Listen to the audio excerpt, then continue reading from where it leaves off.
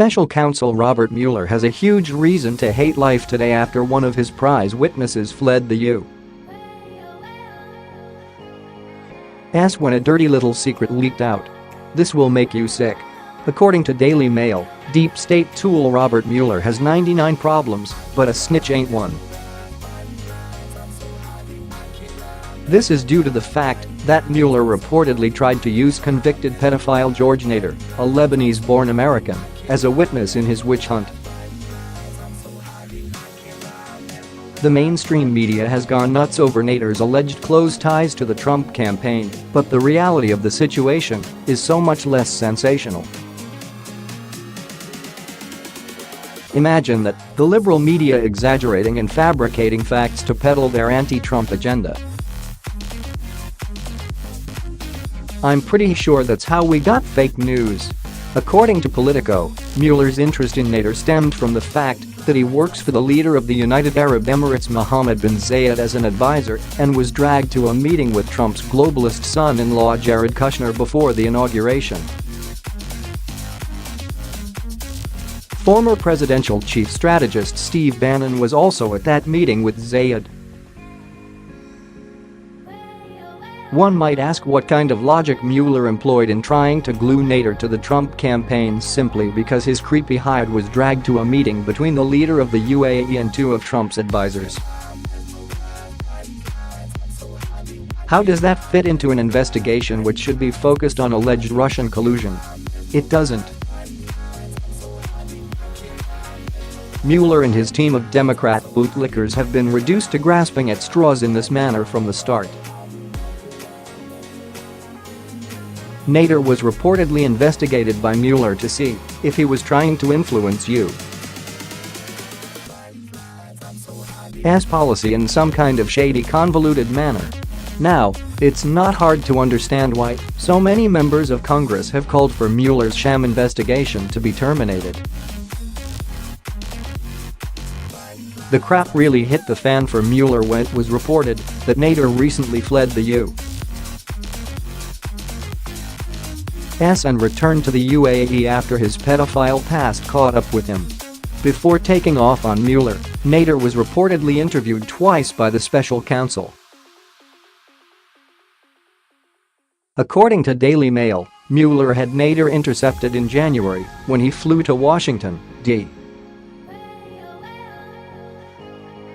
on his way to visit Trump's Mar-a-Lago resort. Nader was served with a subpoena and had his phone seized by federal agents. At that time, Barack Obama was still in power, and his administration had a hissy fit when Trump's transition team set up a meeting with the leader of the UAE because they allegedly didn't notify the White House or State Department. The decision by Trump's advisors not to announce the meeting to the Obama administration was in no way illegal. It simply stepped on the wrong elitist's toes. Nader was present at another meeting in January 2017, which took place in Seychelles, a country in East Africa. Mueller's interest in the meeting appears to be based on the fact that billionaire Blackwater founder Erik Prince was also in attendance.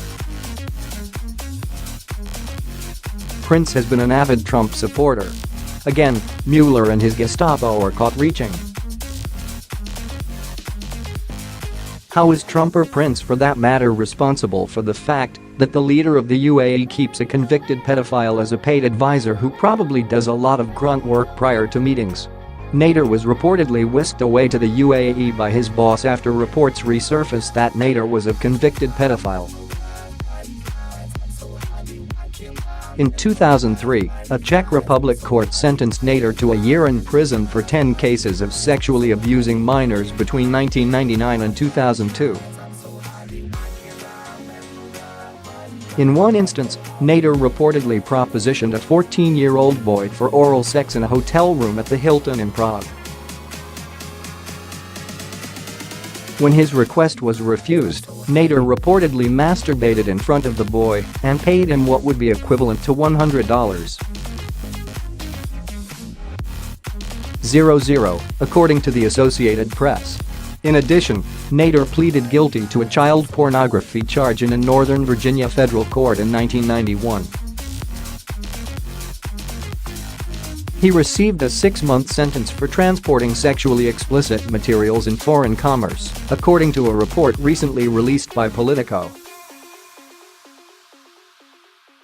While the left tries to spin Mueller's pedophile debauchery as something ominous for Trump, the reality here is that Nader works for the leadership of the UAE, and they are going to want to know what sensitive information in regard to their government he may have given to Mueller.